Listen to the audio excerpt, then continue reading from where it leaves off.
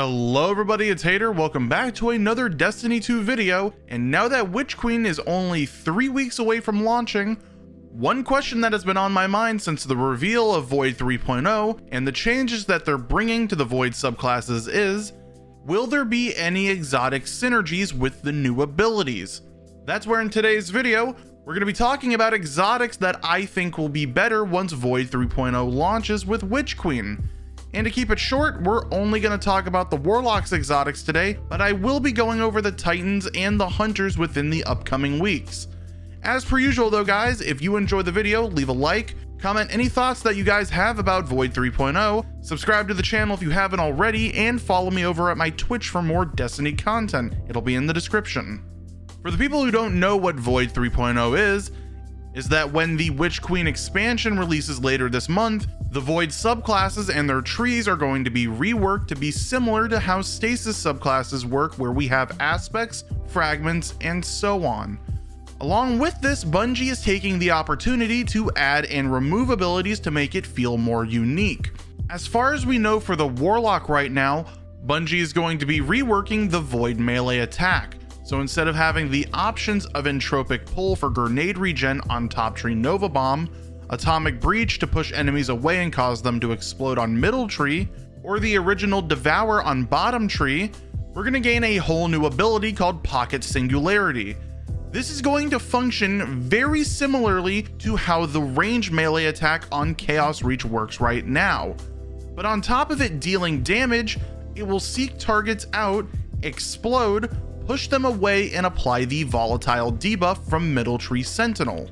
I personally enjoy how unique this is going to function because it can open up multiple exotic options that will synergize with this. And one that immediately clicks off the top of my head that would be lethal with this is the Exotic Arms Necrotic Grips. Necrotic Grips exotic perk, Grasp of the Devourer, will apply a thorn-like damage over time effect whenever an enemy is hit with a melee attack. And if the enemy dies to the poison, it spreads to nearby targets. Hear me out, because paired with the Pocket Singularity, not only will it make enemies volatile, but it will also apply a spreading poison effect. And if they make Bloom a fragment, then, well, we're going to be able to make our melee explode twice and spread poison at the same time. Of course, this isn't even counting the possibility that Necrotic Grips will synergize with the new SMG Osteostriga. Because what we've seen so far from the Osteostriga from the trailers is that it also appears to apply a similar poison effect over time. Remember guys, Thorn shares the same poison effect that Necrotic Grips does. So whenever you get kills with Thorn, it procs Necrotic Grips. With what we've seen so far, I don't know guys, this might be our first taste of what a poison subclass could feel like. For the other new ability being added to our arsenal, Bungie is giving Voidwalker Warlocks the aspect Child of the Old Gods, which as we've seen recently in different teaser trailers, it's going to be a little orb that floats around our Guardian, similar to how Arc Soul on Bottom Tree Stormcaller works.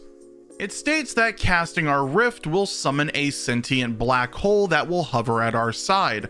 Waiting for a target, it will launch itself at enemies, then begin siphoning their energy and weakening them, refunding their life force back as either grenade and melee energy if we're using a healing rift, or health if we're using empowering rifts.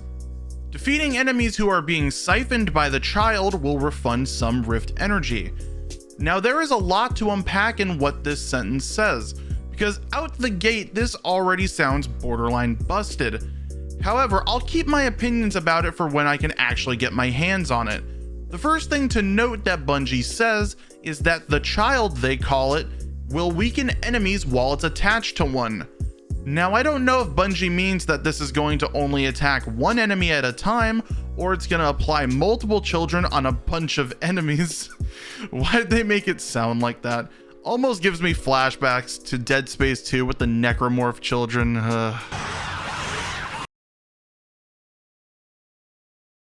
Oh, hell no! But the weaken effect is going to be one of the new debuffs that Void will have. making the affected enemy take more damage, move slower, and have reduced accuracy only on AI combatants. To me, this sounds like we're getting the mod Oppressive Darkness from a while back built right into Void 3.0's kit.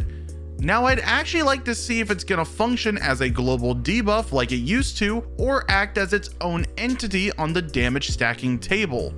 As for the exotics that could definitely synergize with this, I'm thinking of a few. And the first one, hear me out here, is gonna be the Prometheum Spur.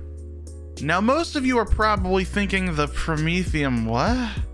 Yeah, the Prometheum Spur. These pair of exotic boots are probably one of the most underwhelming exotics in Destiny 2 right now. Bungie even buffed them a while back so that they can be somewhat usable, if that. Its exotic perk, Embers of Light, creates healing and empowering rifts at the location of where a Guardian dies to the Daybreak super. That's not the reason why we're using this. The other part of its perk states while standing inside of a rift, kills with solar energy weapons give rift energy back, and when our rift is full, the next kill with a solar energy weapon will create a healing and empowering rift where the target dies. You see where I'm going with this? Slap on a solar weapon like Taraba, Sunshot, or even Polaris Lance, and now on top of the Children of the Old Gods siphoning energy, we're getting healing on top of it too because we're in both rifts at once. Prometheum Spur meta. You heard it here first, folks. Of course though, the second exotic is more of an obvious one, but while using rifts, it would be wrong not to talk about the Lunafaction Boots and its exotic perk Alchemical Etchings, increasing our reload speed while standing inside of a rift, and also increasing our weapon's range if it's an empowering rift. This synergizes super well with the empowering rift side of Child of the Old Gods because it fills that gap of using an empowering rift, and that's just not being able to heal in an empowering rift. On top of that, it gives the extra reload speed, range, and stacks with the weakened effect. In PvE, this may be decent at best, but in PvP, this could be a lethal combo since empowering rifts add 20% more damage while standing inside of it, and the weaken effect could add upwards to another 30% more damage at most. So if you guys catch me out in the wild running Void Walker with Lunafaction Boots, you now know why.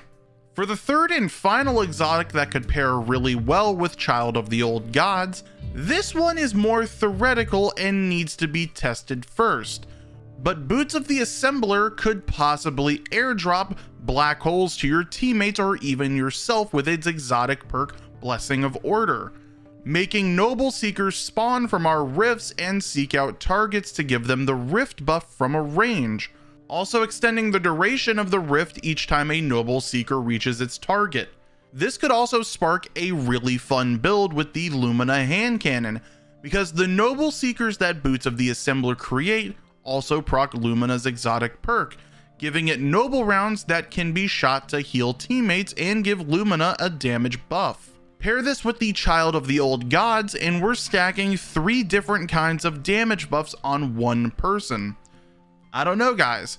The only logical thing to say at this point is wait for Witch Queen to find out if this can work, but on paper, it definitely sounds like something that will be lethal in PvP.